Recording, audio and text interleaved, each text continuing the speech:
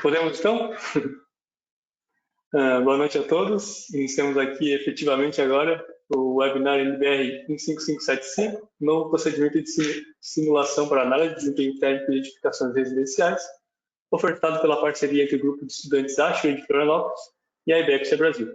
Me chamo Pierre Dalla Bruna, membro do Grupo de Estudantes da Ashway, que é um membro da Sociedade Americana de Engenheiros de Aquecimento e Refrigeração e Ar-Condicionado, que abriga mais de 57 mil membros em mais de 130 países. E a gente tem como objetivo a capacitação técnica de estudantes, formação de lideranças e a criação de um ambiente de contato direto entre profissionais atuantes, empresas do ramo e esses estudantes, né? A gente vai deixar o link aqui no bate-papo, vai ficar na guia direita da tela de vocês. E passo a palavra agora para o professor Alberto Hernandes Neto, que seguirá ministrando esse evento. Boa noite a todos e bom evento. Obrigado, Pierre. Boa noite a todos também. Prazer estar aqui. Pierre bem falou, meu nome é Alberto Hernandes Neto, eu sou professor do Departamento de Engenharia Mecânica da Escola Politécnica da USP e membro do Conselho da IBIPSA Brasil, né? Eu queria dar boas-vindas a todos e agradecer a participação no evento. E antes da gente começar, eu queria rapidamente falar um pouquinho sobre a IBIPSA e como é que, entender um pouquinho como é que ela está atuando aqui no Brasil, como é que vocês podem participar das atividades da IBIPSA, né? Eu vou só compartilhar minha tela aqui. Estão todos vendo a minha tela?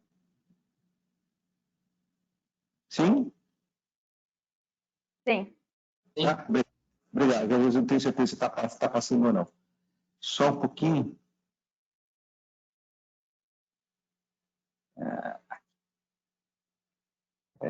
Apresentação de slides. Então, a IBIPSA é uma International Building Performance Simulation Association. Ela tem aí a sua participação em vários países. É uma instituição não lucrativa, né, ligada, associada a pesquisas e pesquisadores e usuários de programas de simulação ou de ferramentas de simulação dedicadas à melhoria aí do ambiente construído, tá? Nós temos aproximadamente 4 mil membros aí inscritos na associação, né, de vários aí países. Aqui tem uma amostra dos vários países em que a IBIPSA atua, tá certo? Incluindo aqui o Brasil. E nós temos hoje das atividades, uma das grandes atividades da associação são os congressos em que são compartilhados os conhecimentos sobre o assunto de simulação de edificações, né? Tivemos o nosso último congresso em 2019 em Roma, na Itália, e tudo correndo ainda, estamos aí um pouco na dúvida como é que vai ser, se vai ser presencial ou não, mas já estamos programados para o nosso próximo congresso, que vai ser em Bruges, na Bélgica. E a ideia é que sempre a gente possa trazer nesses congressos essa troca de informações entre os usuários, desenvolvedores e, assim, pessoas que, de alguma maneira, estão envolvidas no setor de simulação de performance e desempenho de edificações. A gente tem ainda, né, uma série de atividades, no caso aí, relacionadas com conferências, workshops, atividades como essa que nós estamos fazendo hoje aqui. A ideia com isso é disseminar o conhecimento sobre a simulação e, com isso, qualificar cada vez mais os usuários desse tipo de ferramenta, né? Nós temos também várias publicações que são disponibilizadas para os associados, tá certo? Desde o IBIPSA News, que vem 2 vezes por ano, que está no website. Temos a cada 2 anos também no congresso da IBIPSA uma competição de modelagem entre estudantes, que é bem interessante, que são colocados desafios aí para efeito de comparação e competição entre estudantes de vários países. E como publicações mais formais, nós temos ali o Journal do Building Performance Simulation e vários livros, né, endossados pela IBIPSA relacionados com o tema de simulação. Atualmente, no caso do Chapter Brasil da IBIPSA, a diretoria, né, com vigência entre 2020 e 2022, está representada pela presidente, a professora Ana Paula Mello, vice-presidente, o professor Roberto Lamberts, como secretário, o Anderson Lett, e dentro do conselho temos o Martinho Denis, professor Martinho Denis, eu como também no conselho, Bruno Martinez, o Davi Deves. Com isso, a gente tem aí até 2022, aí a incumbência de tocar a associação e as suas atividades. Hoje, no Brasil, nós temos 150 membros, tá certo? Não há cobrança de taxa, né, para a associação, e a gente convida a todos que ainda não estão associados aí à IBEPSA Brasil, que o façam, aí a gente tem aí o nosso e-mail, e caso tenha algum outro interesse, ficamos à disposição para tirar qualquer dúvida a respeito da atuação da associação e tudo que a gente pode fazer pelos membros da associação, tá certo? Temos um site em que a gente tem uma série de publicações, informações sobre atividades da associação e como a gente vai agora, nessa diretoria, a ideia é amplificar esse tipo de publicação, de disseminação de conhecimento, que é um dos objetivos principais da associação. A gente tem alguns desafios aí, desejos, que é aumentar aí o apoio técnico-científico a todos os programas de identificação, de etiquetagem, cursos na área de simulação, as interfaces aí para simulação, principalmente para o Energy Plus, que é uma ferramenta que é muito utilizada aqui no Brasil, tratamentos para dados climáticos para as cidades brasileiras, desenvolvimento de modelos de benchmarking dinâmicos para consumo de energia, auditorias energéticas, avaliações, simpósios, e também temos aqui um prêmio aí para o melhor trabalho do IBEPSA Brasil dentro da associação, que é avaliado a cada 2 anos. Eu agradeço, agora sim, coloquei aqui, agora que eu reparei, eu fiz um pequeno erro, peço desculpas, aqui como cantar o professor Roberto Lamberts, que era o atual presidente, era presidente, agora do Ana Paula, peço desculpas aí pelo equívoco, e agradeço a atenção de todos. E agora eu passo, vamos passar agora efetivamente para a apresentação, tá? Eu vou tirar a minha tela, eu vou chamar agora para a nossa apresentação os nossos palestrantes. Só um pouquinho aqui. Os nossos palestrantes são doutorandos em Engenharia Civil na Universidade Federal de Santa Catarina, pesquisadores no Laboratório de Eficiência Energética de Edificações da Federal de Santa Catarina. Amanda, Letícia e Marcelo possuem, no caso aqui, desculpa, me deu problema na minha tela aqui, perdão. Atuam, têm amplo conhecimento de simulação computacional e atuam desde o início na revisão dos procedimentos de avaliação de desempenho térmico de edificações residenciais presentes na ANA 15575. Tá? A Amanda, especificamente, trabalha com análise de estratégias de eficiência energética, resiliência e gerenciamento da demanda de grupos de edificações no contexto urbano. A Letícia está atuando mais diretamente em pesquisas realizadas à análise de eficiência energética e desempenho térmico de edificações residenciais, com ênfase no desenvolvimento de indicadores de desempenho térmico.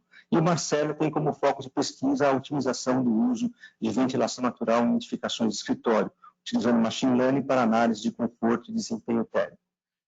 Eles vão fazer a apresentação em torno de 30 minutos, e em seguida a gente vai abrir para debates e perguntas que vão ser passadas aí para a gente pelo chat aqui. Então, a gente encoraja bastante vocês a fazerem as perguntas e tirarem as suas dúvidas. Então, passo a palavra para a Amanda, agradeço a presença de vocês, muito obrigado pela disponibilidade dos três de poderem participar aqui do nosso evento, e a palavra é de vocês. Só desculpa, professor Alberto. Obrigada pela apresentação, mas quem começa a falar sou eu, Letícia.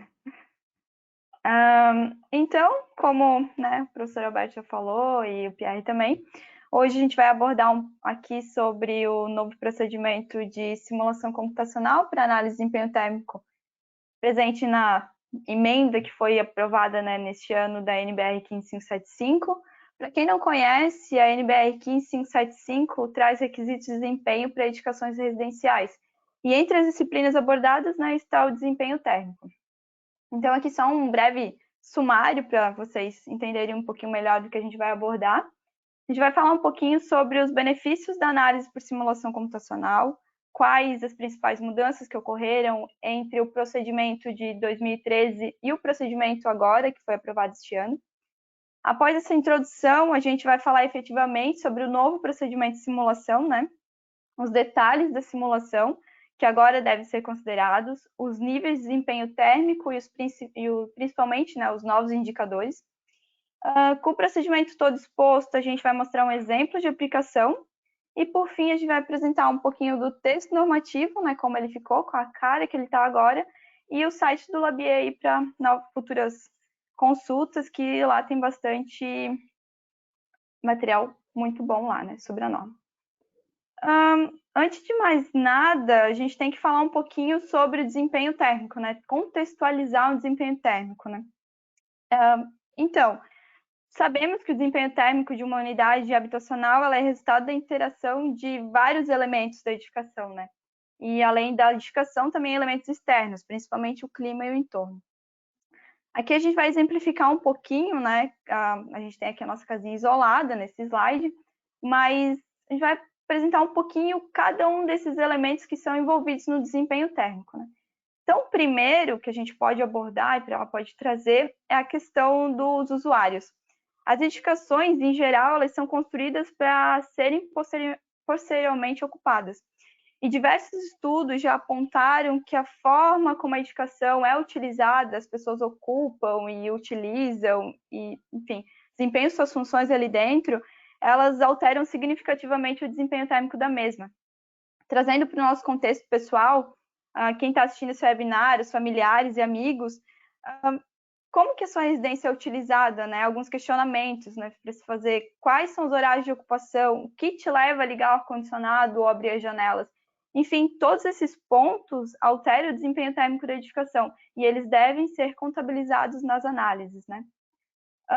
Quando a gente começa a estudar desempenho térmico, uma das principais coisas assim que a gente olha é a questão da envoltória, né? Os sistemas construtivos que são empregados na edificação, como a parede, cobertura, vidros, enfim, eles também alteram significativamente o desempenho térmico, né? Outro elemento importante é a forma que a edificação é climatizada. Se ela é ventilada naturalmente, se ela tem condicionamento artificial, quais os horários de ativação de cada uma dessas estratégias, tanto de resfriamento quanto de aquecimento, enfim, todos esses fatores envolvidos com a climatização dos ambientes também devem ser considerados. Aqui também a gente tem a questão do sistema de iluminação e toda a carga térmica, né, carga interna envolvida com esse sistema, como também a questão dos equipamentos instalados, né? Esses dois pontos, esses dois elementos, eles vão gerar cargas internas, assim como as pessoas, né, que a gente mencionou aqui no início. Então, vai aquecer os ambientes e também vai influenciar no desempenho térmico. Por fim, mas não menos importante, né, tem os elementos externos. Aqui temos o clima e o entorno, principalmente, né? Sobre o clima, obviamente, esse fator influencia de maneira considerável no desempenho térmico da edificação. E um exemplo clássico que eu posso citar aqui é que em climas quentes, por exemplo, o sombreamento das áreas envidraçadas ele é recomendado para que não ocorra a entrada de radiação solar na edificação.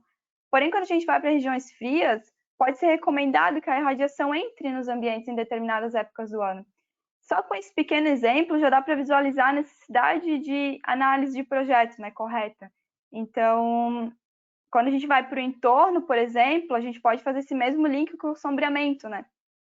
Se uma residência unifamiliar ela for construída ao lado de um conjunto habitacional, por exemplo, de vários blocos, com mais de 4 andares cada bloco, o desempenho térmico dela vai ser bem diferente de uma residência unifamiliar igual, só que está localizada num campo aberto. Esses blocos ao redor da edificação, eles vão sombrear a casinha, vão refletir radiação, entre outras questões que também devem ser ponderadas na análise de desempenho térmico, né? Mas, falando sobre essas interações, etc., como a gente pode analisar esse desempenho, né? Quando a gente vai para NBR 15575, a gente tem dois procedimentos de análise de desempenho térmico.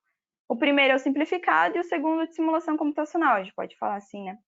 Dando uma pincelada rápida aqui no procedimento simplificado, a gente pode dizer que ele analisa a edificação em partes, né?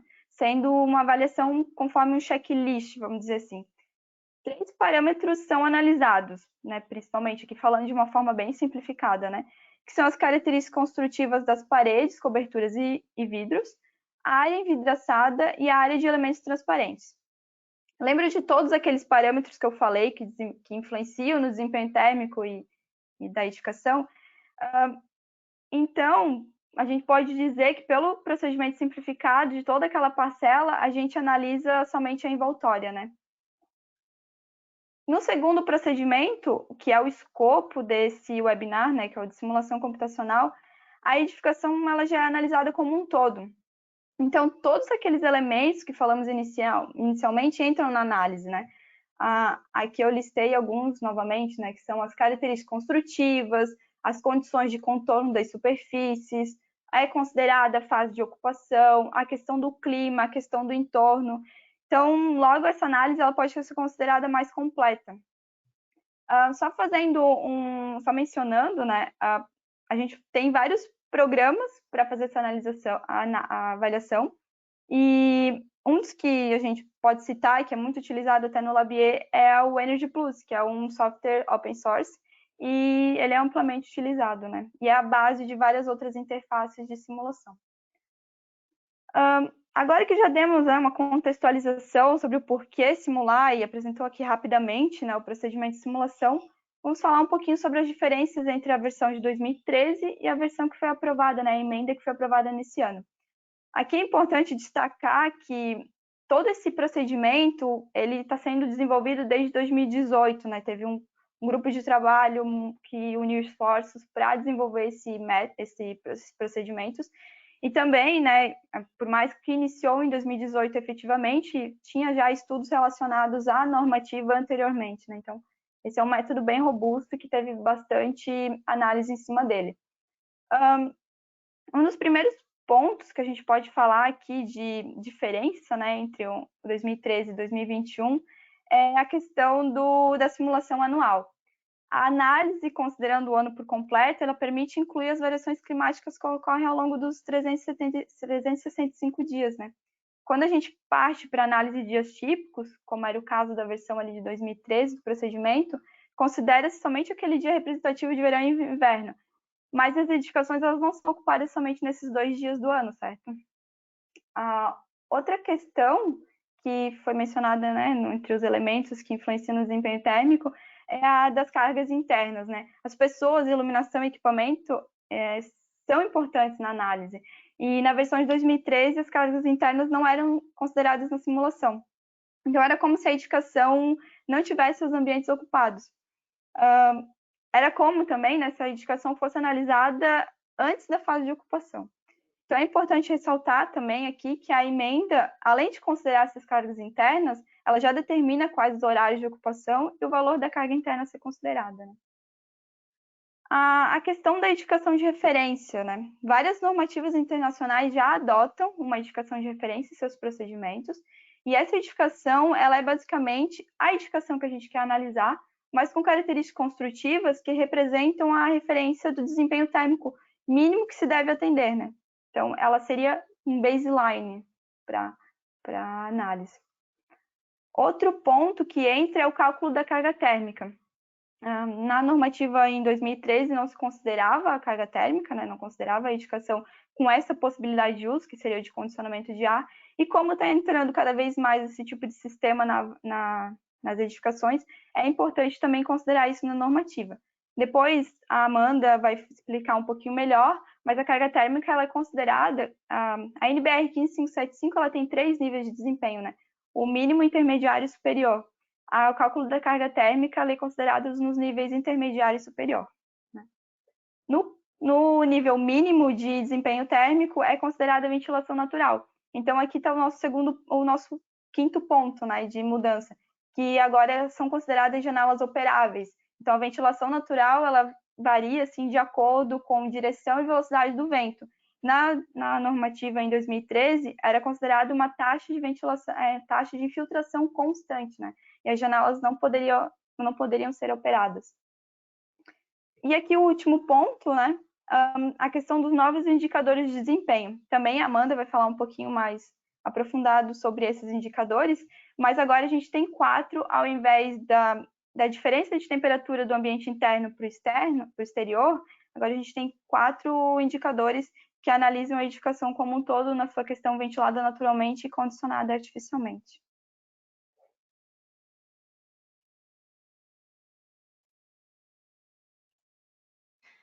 Então, agora a gente vai partir um pouquinho para realmente explicar como que acontece, como deve acontecer a análise de desempenho térmico, segundo o novo procedimento de simulação. E, basicamente, ele parte da unidade habitacional sendo analisada, e, para ela, são desenvolvidos dois modelos, o modelo real e o modelo de referência. O modelo real deve ser representado conforme foi projetado, enquanto o modelo de referência, ele adota o projeto do modelo real, mas ele considera algumas características de referência, como já foi mencionado pela Letícia.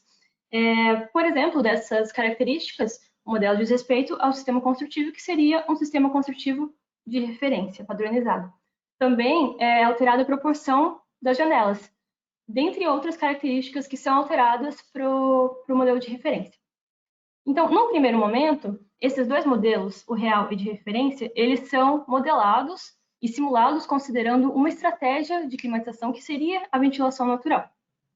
E a partir desse modelo simulado com a ventilação natural, você vai calcular alguns parâmetros para a análise de desempenho. Eles são o PHFT, que representa o percentual de horas de ocupação dentro de uma faixa de temperatura operativa, sendo que essa faixa de temperatura operativa, ela varia com o clima. Então, dependendo do local de implantação da sua obra, você pode adotar um intervalo diferente. Ele varia entre 18 e 26 graus Celsius, ou pode ser, dependendo do clima, até 28 graus Celsius ou até 30 graus Celsius. Além disso, também deve ser identificado a temperatura operativa anual máxima e também a anual mínima. E esse parâmetro ele é analisado apenas durante a ocupação dos ambientes dessa edificação. Então, após calculados esses indicadores, você pode determinar o atendimento ao nível mínimo de desempenho térmico. E essa análise, ela acontece a partir da comparação dos resultados do modelo real e em relação ao modelo de referência. Depois de analisado o desempenho mínimo, o modelo real de referência, eles também podem ser simulados considerando uma estratégia sem ventilação natural. No caso, nesse caso, seria considerado um sistema ideal de adição ou remoção da carga térmica. Então, com isso, passa a ser calculado para esse modelo a carga térmica anual de refrigeração e de aquecimento, sendo que a soma delas é equivalente à carga térmica anual total. E considerando todos esses parâmetros do PHFT, das temperaturas e das cargas térmicas, você vai poder analisar o atendimento a nível intermediário superior, sempre comparando o modelo real com o modelo de referência. Então, dentro de todo esse processo de simulação, foram incluídos alguns detalhamentos que permitissem melhor refletir o contexto em que a edificação está inserida. Nesse sentido, o processo de modelagem, ele requer que também seja representado o entorno do edifício projetado. E essa representação, ela deve contemplar a sombra e reflexão da radiação solar ocasionada pelas principais superfícies do entorno. Então, como exemplo de principais superfícies, a gente pode citar as edificações vizinhas, o relevo, corpos d'água, ou qualquer estrutura que tenha uma interação significativa com a unidade habitacional que está sendo analisada. E para o procedimento de simulação, também foi criada uma base padrão de arquivos climáticos. Ela foi descrita por meio de um TR, que é um relatório técnico, e que deve ser publicado junto com a emenda da revisão da norma. E a ideia desse TR é a de disponibilizar para download os arquivos climáticos que devem ser simulados nas avaliações de desempenho térmico. A ideia disso é criar uma uniformidade na aplicação do procedimento normativo. Então, hoje, essa base ela tem 411 arquivos climáticos que, quando possível, eles devem ser priorizados na aplicação do procedimento. Outro detalhe a ser considerado nas simulações é a esquadria. As esquadrias, normalmente, nas simulações, modelagens, elas não são consideradas, normalmente se simulam apenas o efeito do vidro, só que esse tipo de simplificação acaba não contemplando benefícios que poderiam ser obtidos se fosse especificado uma esquadria de alto desempenho. Então, por esse motivo, foi incluído no procedimento de simulação a modelagem da esquadria, sendo que ela é caracterizada a partir das informações do perfil e também com relação a parâmetros de infiltração.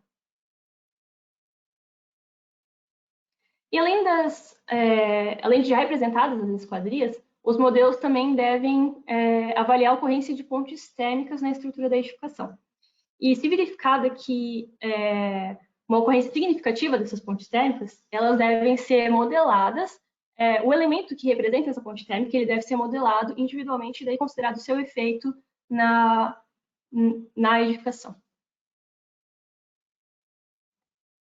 Outro detalhe também muito importante para considerar nas simulações é a ventilação natural, ao invés de adotado um coeficiente fixo de trocas de ar. E dessa forma é possível considerar de maneira mais efetiva o potencial bioclimático do projeto. Então, quando considerado esse tipo de detalhamento, podem ser avaliadas estratégias como a da ventilação cruzada, por exemplo. Então, se fosse realizada uma simulação por meio do Energy Plus, utilizando objetos do Effluent Work, o fluxo de ar ele seria calculado por meio de um conjunto de nós, que conectam diferentes ambientes da edificação e também conectam o ambiente externo. E, a partir disso, as trocas de ar são definidas com base na diferença de pressão entre cada um dos nós. E, com isso, você consegue refletir na simulação o efeito da ventilação natural. Esse cálculo ele também leva em consideração características climáticas, que são representadas pela velocidade e pela direção do vento. Então, no desenvolvimento de um projeto, é relevante que se identifiquem as orientações predominantes para cada clima, para poder tirar maior proveito dessa estratégia de climatização. A ventilação ela também é influenciada pelos coeficientes de pressão na fachada, e que, por sua vez, eles variam com a altitude e com a geometria da edificação. E, além disso, também, o modelo vai considerar o coeficiente de descarga nas aberturas, que elas vão reproduzir diferentes perdas de carga de acordo com o tipo de janela. Então, considerando todas essas possibilidades, todo esse efeito que é considerado com simulação, você consegue representar de forma mais próxima da realidade todo o efeito, todo o potencial que existe nessa estratégia. E então, após considerados todos esses detalhes, desenvolvidos os modelos e simulados, o nível de desempenho mínimo ele vai ser avaliado a partir de alguns critérios. Com relação ao PHFT, é necessário para o atendimento do nível mínimo que o modelo de referência ele possua um valor de PHFT que seja maior do que 90% daquele que foi obtido pelo modelo de referência. O modelo real precisa ser maior do que a referência. Com relação à temperatura operativa máxima, é necessário que o modelo real ele tenha uma menor temperatura máxima do que a referência, depois de considerada uma tolerância de 1 ou 2 graus Celsius, isso depende da posição e depende da posição do LH. E também, de forma semelhante, a temperatura operativa mínima ela é analisada em comparação com a referência, considerando que o real precisa ter um valor menor, depois também de considerada uma tolerância. No caso da análise do nível mínimo, a carga térmica não é analisada.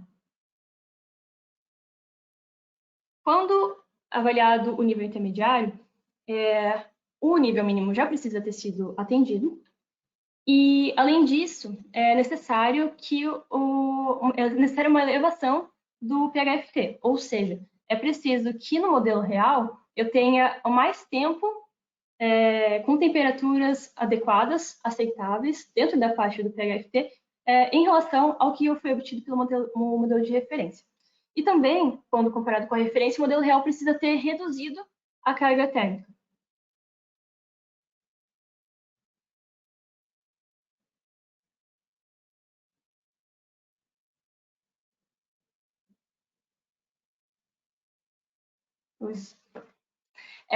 E, por fim, para análise de desempenho superior, eu preciso também já ter atendido ao nível intermediário e, além disso, é necessária uma redução ainda maior da carga térmica do modelo real em relação ao que foi obtido pelo modelo de referência.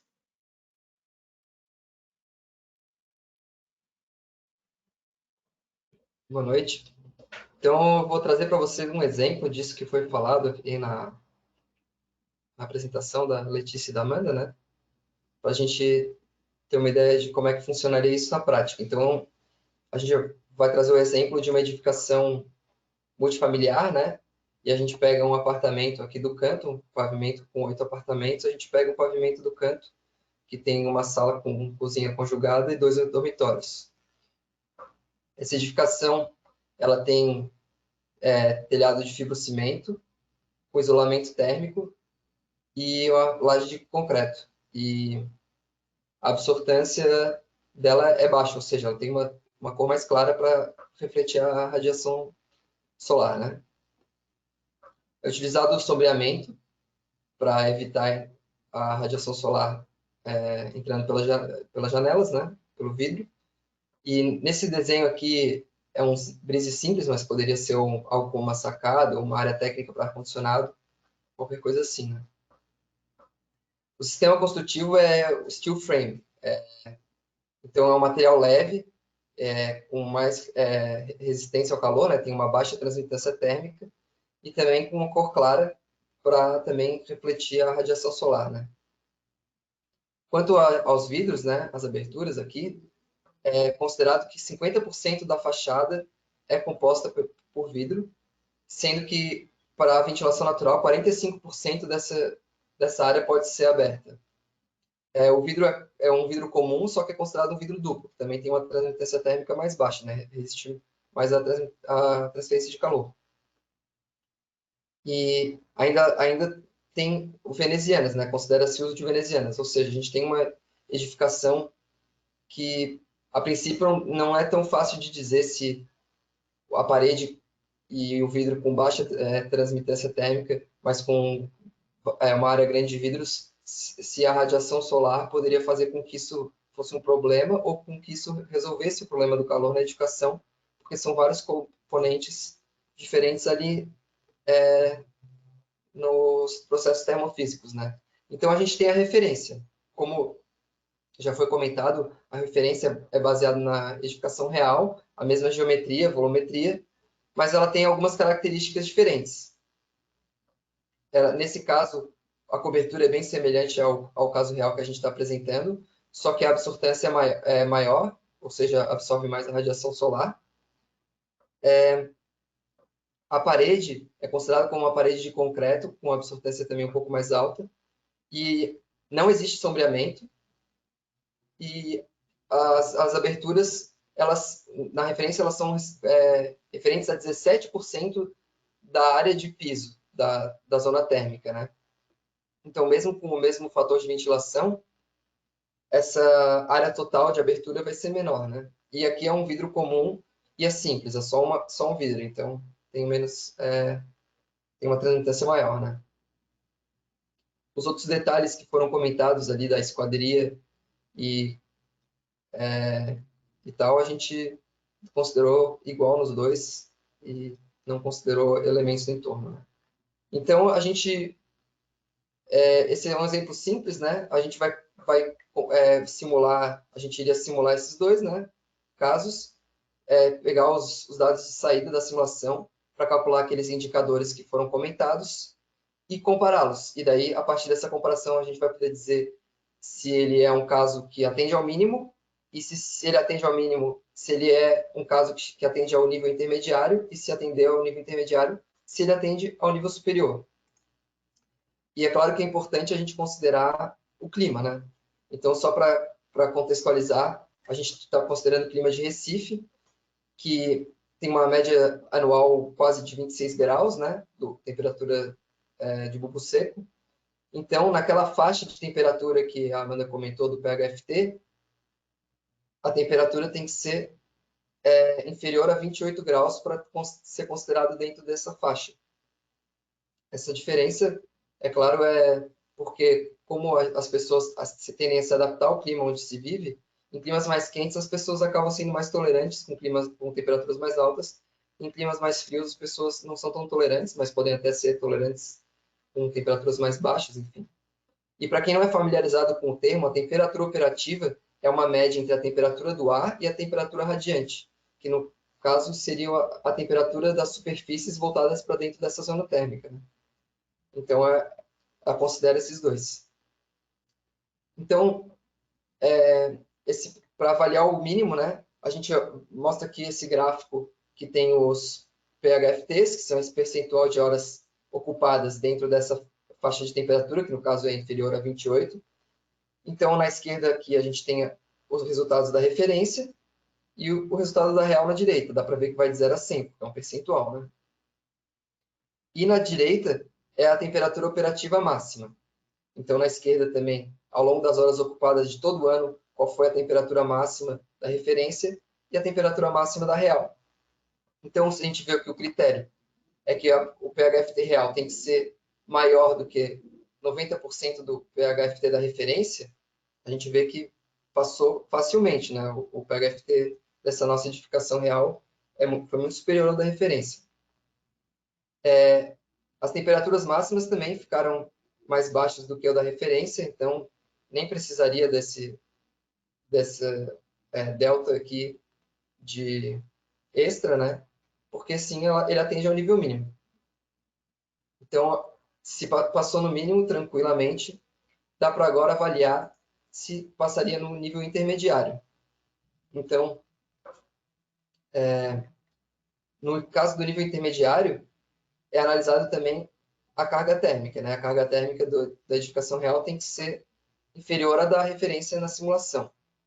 E o PHFT, ele não só precisa ser superior, como ele precisa ter um delta ali, uma quantidade de uma elevação, como a Amanda comentou, pré-determinada. Então, na cobertura, tem que ser, para esse caso, deveria ser 14 pontos a mais do que a referência. Para o pavimento tipo, seria 22. Para o pavimento térreo, seria 17 pontos a mais. Esses valores, eles não são fixos, existe um ábaco na norma, e eles variam de acordo com o resultado da própria referência. Então, se a referência é muito próxima do 100%, ele não vai exigir um delta tão alto. Só que quando a referência é mais baixa, ele acaba exigindo um delta mais alto aqui também. Então, ele compensa essa diferença. Nesse caso, a gente vê que atende também facilmente essas exigências, tanto os deltas do PHFT, quanto claramente aqui a carga térmica que tem que ser inferior. Então, ela passa no nível intermediário. Então, a gente pode tentar avaliar agora se ela passaria para o nível superior, né? Então, no nível superior, continua esses critérios iguais do delta PHFT, só que exige uma redução da carga térmica, não basta ser só inferior, tem que ser inferior a 40% ou 50%, dependendo do pavimento. Então, nesse caso, a gente já sabe que passa nos critérios do PHFT, e olhando aqui no gráfico os valores de carga térmica, a gente vê que também passa. Esses percentuais de redução também são referentes são de acordo com a referência, né? Então, também é a partir do ábaco que se define esses valores. Então, aqui a gente apresentou um caso que era relativamente complexo, né? Tinha sistemas construtivos diferentes, usava sombreamento, bastante área de envidraçada, e por um método prescritivo de checklist, talvez fosse complicado de dizer se é um nível melhor ou pior, mas quando a gente estabelece uma referência e simula, principalmente, a gente consegue ter uma noção bem mais segura de como aquela edificação vai se comportar. Então, essa que é a grande sacada de fazer essa simulação e ter uma comparação com a referência. Falando rapidamente dos textos da norma, né? Eles são textos que tentam ser didáticos, né? Eles têm bastante fluxogramas para explicar a lógica dos processos, explicam os requisitos específicos de acordo com os climas, como a gente falou, e que tipo de De acordo com a zona bioclimática, a referência pode mudar. Então, tem as tabelas e também figuras que ajudam a entender como deveria ser considerado a edificação, o que deveria ser considerado como pavimento cobertura, o tipo e tal, né? Então, esses documentos eles estão todos no site do LabE, né?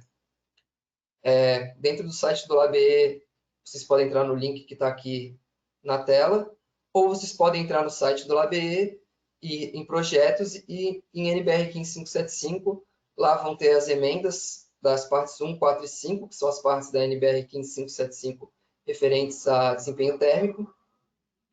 Vocês encontram um modelo de relatório de avaliação. Tem aquela base padrão de arquivos climáticos que a Amanda comentou, então é bem interessante para a pessoa saber qual arquivo climático utiliza na sua simulação, tem lá arquivos do Brasil inteiro. Também tem um arquivo de simulação exemplo, é uma edificação unifamiliar, modelo referência.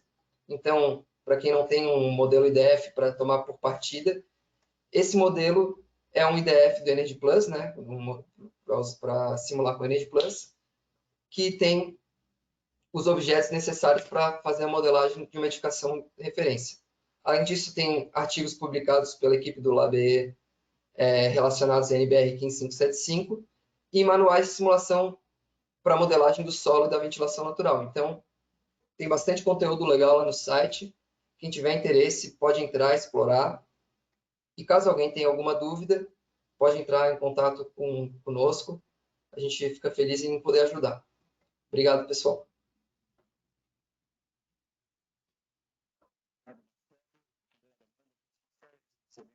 Muito obrigado, bastante esclarecedor. E a gente agora passa para esse momento das perguntas, né? Então, eu já tenho algumas perguntas aqui, eu vou respondendo, e aí vocês ficam à vontade, tá? Letícia, Amanda, Marcelo, quem se sentir à vontade de responder, abre o microfone e pode ir respondendo, tá bom? Beleza.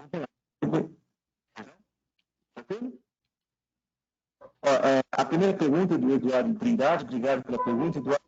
Ele dá boa noite e gostaria de saber se a análise para o cálculo do APP poderá ser feita para todos os ambientes ou apenas para os apartamentos críticos. Quem que poderia responder essa pergunta? Pode responder, Amanda, imagina. Ok. Então, as análises têm que ser realizadas para todas as UHs do pavimento. Apenas podem ser replicadas ou consideradas os mesmos resultados se você tem, por exemplo, um pavimento tipo que é idêntico nas condições de contorno a outros pavimentos. Ali, nesse caso, você pode adotar os mesmos valores. E com relação ao APP dessa UH, sim, você tem que... você tem o que define o APP, que no caso seriam ambientes de permanência prolongada, e eles são salas, quartos, esse tipo de ambiente, e para esses você vai fazer o cálculo para esses casos, mas para as UHs, sim, tem que ser modeladas todas as que tenham uma condição diferente das demais, e para todas as orientações, não somente o caso crítico. E a ideia, só complementando, que a ideia é que a gente tenha resultados. Por exemplo, você compra uma edificação, a ideia é que você tenha o resultado para sua edificação, não algo que possa ser um caso crítico, que não é o seu caso. É o resultado por UH, né? Por unidade habitacional. Resultado por UH. Tá ótimo. Obrigado, gente. Vamos passar para uma outra pergunta aqui, é do Matheus Barbosa. Ele faz a seguinte pergunta: a orientação da edificação do modelo de referência deve ser igual ao da edificação objeto do estudo, correto? Isso não impossibilita a avaliação da melhor orientação para garantir um melhor desempenho e eficiência energética? Pode responder. Na verdade, sim, de acordo com a orientação, pode variar sim, mas se optou por acabar utilizando a mesma geometria, volumetria, porque muitas vezes essa é uma limitação do projeto, eu acho, porque o edifício é voltado para uma avenida, para uma rua, ele dificilmente vai ser virado para os fundos, né? Ou virado para ou sei lá, ser frente para o mar, vai virar para a Rua dos Fundos. E também a tendência das construtoras é seguir o padrão, o plano diretor e tal, a taxa de ocupação. Então, considerando essas questões, eu acho que foi principalmente por isso que se optou por manter a mesma geometria da edificação original, realmente para procurar melhor resultado de uma edificação que está livre na orientação e na volumetria e tudo mais. Dá para explorar mais além, mas para a norma optou-se por fazer desse jeito. Podemos passar para a próxima, então, gente? Tudo bem? Sim, pode passar. Vamos lá. Então, uma outra pergunta aqui do Eduardo Trindade. Ele pergunta por que foi escolhida a área de piso para redimensionamento das áreas translúcidas e não as paredes externas, seguindo outras normas internacionais. O ajuste das áreas de vidro deverá ser feito individualmente para cada APP ou poderá ser feito de forma global, adicionando um pouco em todas as janelas para bater os 17%? Um pouquinho longa, não sei se deu para pegar, tranquilo? Sim.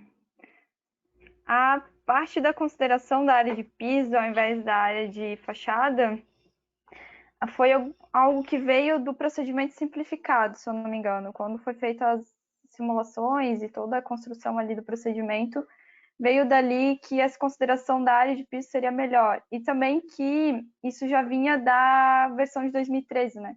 Que considera a área de piso ao invés da área de fachada. E sobre a questão da ponderação ali das áreas envidraçadas por APP, é por APP, para aquele 17%, não é para o H como um todo. Não sei se deu para responder a pergunta dele. Se não respondeu, ele mande de volta aí no chat. Eu acho que esses 17% também são relacionados às normas construtivas que costumam estabelecer uma área mínima de ventilação. Exatamente. Então, isso foi considerado para uma janela que vai abrir mais ou menos ali 45%, metade, e eu teria que respeitar essa área de ventilação próxima, acho que 8% em relação à área de piso. Então, seria meio que o mínimo exigido pela prefeitura local ou algo assim. Exatamente. É uma herança também. Perfeito. Obrigado, gente. Vamos passar para uma próxima pergunta aqui do Rafael Cerqueira. Ele pergunta assim, caso eu não encontre o arquivo climático, né, da cidade, do local que ele está, da edificação que ele vai simular, se eu utilizar o arquivo climático de um local próximo, como isso vai impactar na minha simulação? Como determinar essa margem de erro?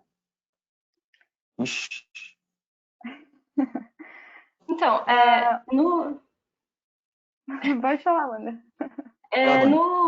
No texto normativo, ele descreve qual o procedimento que você adota, que no caso seria uma comparação. Você pega a cidade mais próxima de acordo com a distância euclidiana da cidade que você está até a cidade que existe no banco de dados.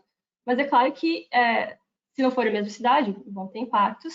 E aí, dependendo dessa cidade mais próxima, dependendo das características da sua cidade, você vai ter que fazer uma análise. A norma tem parte que você vai ter que fazer uma análise crítica para julgar se vale a pena considerar essa cidade ou não, mas, em princípio, ela direciona para a cidade mais próxima. Mas, com certeza, teriam impactos. Perfeito. Eu vou juntar aqui duas perguntas da Roberta Oliveira. A primeira pergunta, se a edificação for idêntica, né, à de referência, ela estaria atingindo o nível mínimo? E a segunda pergunta é sobre ponte térmica. Se, por exemplo, conectores metálicos ligando camadas de um painel sanduíche, teria a questão de como modelar, uma vez que o cálculo da resistência equivalente eliminaria esses conectores. Respondendo a primeira parte da pergunta dela, se a sua edificação for idêntica à referência, ela não vai atingir o mínimo. Ela vai atingir o mínimo, ela será o mínimo de desempenho térmico. Por conta ali de que a edificação real ela tem que ser 80% ali do PHFT da referência.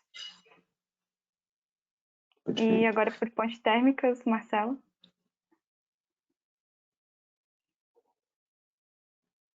Eu não lembro exatamente como ficou na norma, se nesse caso dá para fazer equivalente mesmo. Então, a ideia na norma, primeiro que assim, você não vai precisar modelar toda a possível ponte térmica que existe ali, tem uma tolerância. Então, na norma é descrito um cálculo que você vai calcular o coeficiente de transferência térmica do seu elemento, que representa uma ponte térmica, e também dos demais elementos da superfície. O coeficiente de transferência térmica desse elemento, que pode ser uma ponte térmica, ele não pode ser maior do que 20% do total da superfície. Se for, aí você tem que modelar. Agora, como modelar seria uma questão de pegar, talvez, separar esse elemento que representa uma ponte térmica e representar ele individualmente, desatrelado, assim, não representando mesma superfície da sua parede. Então, de repente, você tem várias superfícies metálicas ali, você vai modelar esses elementos individualmente. Mas, como eu falei, não são em todos os casos, depende se ele for representar uma ponte térmica significativa. Perfeito. Obrigado, gente. Aqui tem uma outra pergunta do Eduardo Trindade. Ele faz um comentário, né, que os inputs são bem detalhados e específicos e aparentam ser com mais enfoque para o uso do Energy Plus. Mas ele gostaria de saber se existem outros softwares que podem ser utilizados para a simulação que será cobrada na norma de 2021. No início do procedimento, ele lista quais são as características que o software tem que ter. Então, tem que dar uma olhada lá se o software que você quer usar, ele atende aquelas características, né? Em geral, softwares que tenha uma interface gráfica para o Energy Plus, por exemplo, eles podem ser utilizados, porque tem o Energy Plus por trás, né, ali na base. Acho que basicamente se alguém tem mais algum... conseguir dar esses outputs horários, né? Alguns detalhes assim que considere geometria da edificação, considere propriedades constitutivas dos materiais e tudo mais. Acho que são as partes mais relevantes.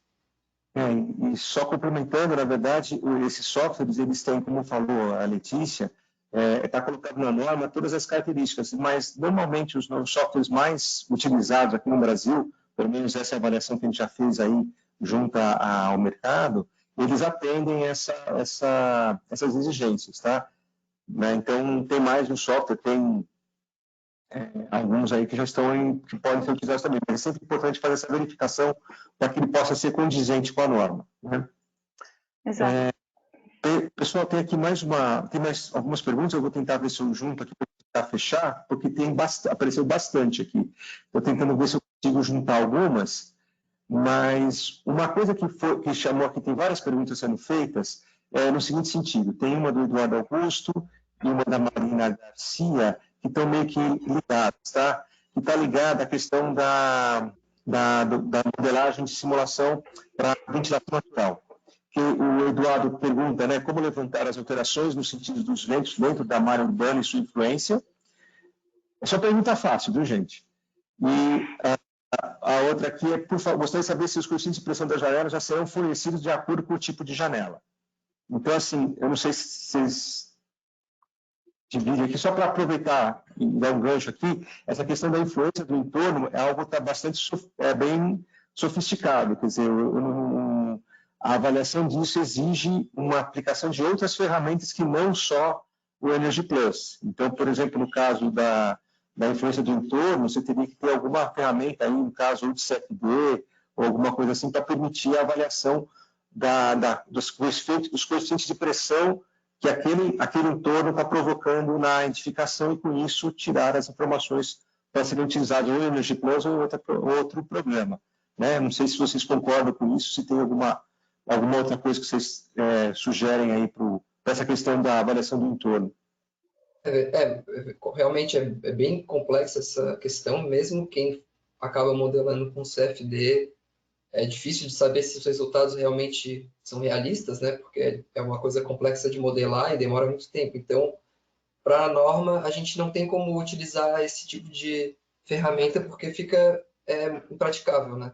Então, quando a gente considera a ventilação natural e tem o entorno, é muito complicado de considerar o entorno para influenciar ali nos coeficientes de pressão em volta da edificação. O Energy Plus tem ele tem nele que já vem pronto para calcular os coeficientes de pressão de acordo com equações analíticas, né? E também dá para ser colocado manualmente. Então, se a pessoa tiver a oportunidade de conseguir calcular esses coeficientes de pressão de acordo com a orientação do vento na superfície da edificação, como que vai ser esse comportamento, é ótimo. Mas se a pessoa não conseguir, dá para usar direto uma equação analítica de acordo com a geometria da edificação ali. E, pelo menos no EnergyPlus, é relativamente simples de usar. E não é o ideal, mas só que é o melhor que a gente consegue, né? Melhor do que simplesmente ignorar que existe o vento e que a velocidade e a direção do vento vai influenciar nas trocas de ar. Então, ainda assim, foi definido desse jeito. Eu acho que isso responde as perguntas, sim. Ana Maria, a questão dos coeficientes de pressão, ela pergunta se já vão ser fornecidos de acordo com o tipo de janela. Não sei então, nas janelas tem o coeficiente de descarga, né? O coeficiente de descarga também é outra coisa bem complexa, né? Então, por padrão, se usa também um valor do coeficiente igual a 0,6. E se a pessoa tiver tiver algum tipo de documentação, né, de acordo com a empresa que fabrica a esquadria e tudo mais, a pessoa poderia usar valores diferentes, mas esse é o valor que a pessoa que não tem conhecimento pode usar ali fixo 0,6 tanto para referência quanto para modelo real, e fica ok assim. Eu vou pedir assim, ver bastante perguntas, tá, gente? Então, eu vou tentar fazer mais, a gente vai fazer só mais uma ou duas perguntas aqui, porque o nosso tempo já está quase que esgotado. Então, aqui eu vou juntar uma pergunta com relação a que a Martins mandou. A carga térmica por ocupação será igual à do INR ou considerará a possibilidade de outros horários de uso e ocupação? E eu junto com uma para aproveitar, né, estou perguntando também quando é que vai ser, qual que é a previsão para a publicação do texto da norma. Sobre ali a ocupação, né? A NR agora ela está em desenvolvimento ali, né? Em desenvolvimento não, ela vai o procedimento de simulação, ele vai se juntar ali com o da NBR, então ele vai permanecer igual ali os dois períodos de ocupação, né? A questão do método vai ser de simulação da NR, vai ser basicamente o procedimento de simulação da NBR, né? Vai ser a ideia. E quanto à data para publicação, Amanda, a gente tem alguma data, sabe? A última informação que eu tive sobre isso foi a previsão para abril. Não sei se... Perfeito, tá ótimo então. Tá ótimo. Gente, nós estamos já finalizando aí às 8 horas, né? Seria o nosso prazo para encerramento. Eu queria, antes de finalizar, agradecer aqui a participação aí, a disponibilidade da Letícia, da Amanda e do Marcelo, para poder apresentar aqui esse assunto que é super importante. Eu acho que vai modificar bastante aí o nosso setor e vai ter impacto bastante grande no mercado do ponto de vista de qualificação das habitações. Eu não sei, Pierre, você quer falar da ASH, depois eu termino com o formulário, pode ser?